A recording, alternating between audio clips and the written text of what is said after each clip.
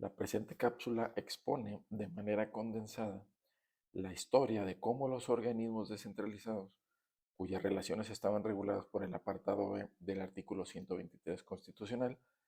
pasaron a regularse bajo el apartado A del mismo artículo y como consecuencia de ello a que se les aplicara la Ley Federal del Trabajo. Problema e historia de la jurisprudencia 1 del 96.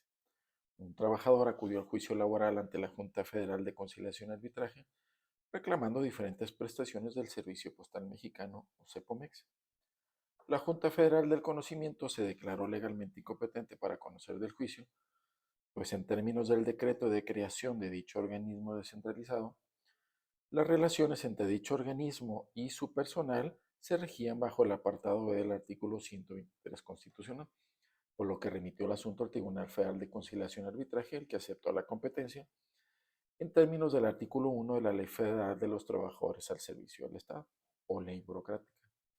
Este acto del Tribunal Federal aludido fue impugnado mediante juicio de amparo indirecto, así como el referido decreto de creación de CEPOMEX. El juez de distrito dictó sentencia en la que sobreseyó en el juicio, al estimar que la presentación de la demanda fue extemporánea. En contra de dicha sentencia, se interpuso recurso de revisión, el que fue atraído por la Suprema Corte de Justicia de la Nación. Aquí, el Pleno de la Suprema Corte levantó el sobreseimiento y declaró inconstitucional tanto el artículo 1 de la ley burocrática como el decreto de creación de CEPOMEX, ello bajo las consideraciones siguientes. En principio,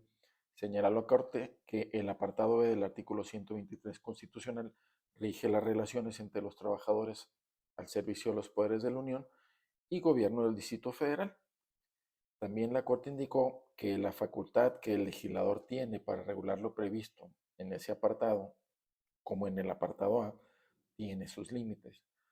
Del mismo modo, la Corte realizó un análisis de la naturaleza de los organismos descentralizados que forman parte de la Administración Pública Paraestatal y concluyó que aunque sean creados por el Congreso de la Unión o por decreto del Ejecutivo Federal, no realizan actividades inherentes a la administración pública, sino en todo caso, dijo, los organismos descentralizados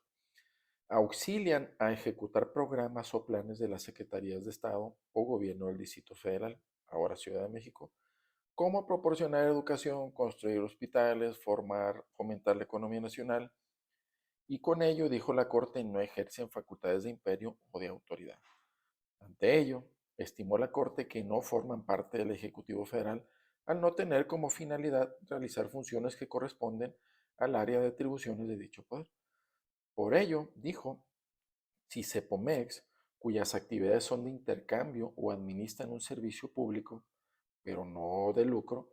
dijo, no forma parte del Poder Ejecutivo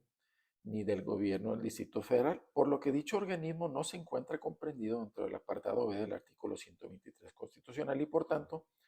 el Congreso de la Unión se extralimitó en sus funciones al prever en el artículo 1 de la ley burocrática que regula las relaciones entre titulares y trabajadores de los poderes de la Unión y dependencia del gobierno del Distrito Federal, entre las que se incluye a los organismos descentralizados como CEPOMEX. Por lo anterior, la Corte declaró inconstitucional el artículo 1 de la ley burocrática y estimó que las relaciones entre CEPOMEX y sus trabajadores con funciones de servicio público deben regirse bajo el apartado A del artículo 123 constitucional al tratarse de una empresa u organismo descentralizado que realiza actividades económicas, aunque no con fines de lucro. Como consecuencia de tal declaratoria de inconstitucionalidad, la Suprema Corte también declaró inconstitucional el decreto de creación de CEPOMEX, que en la parte correspondiente establecía que las relaciones entre ese organismo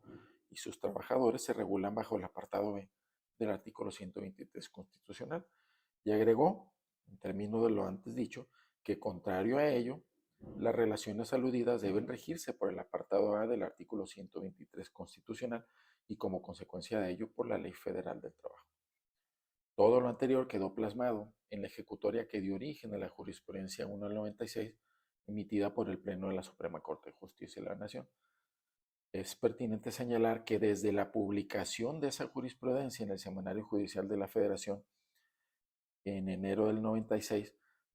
Ello provocó diferentes interpretaciones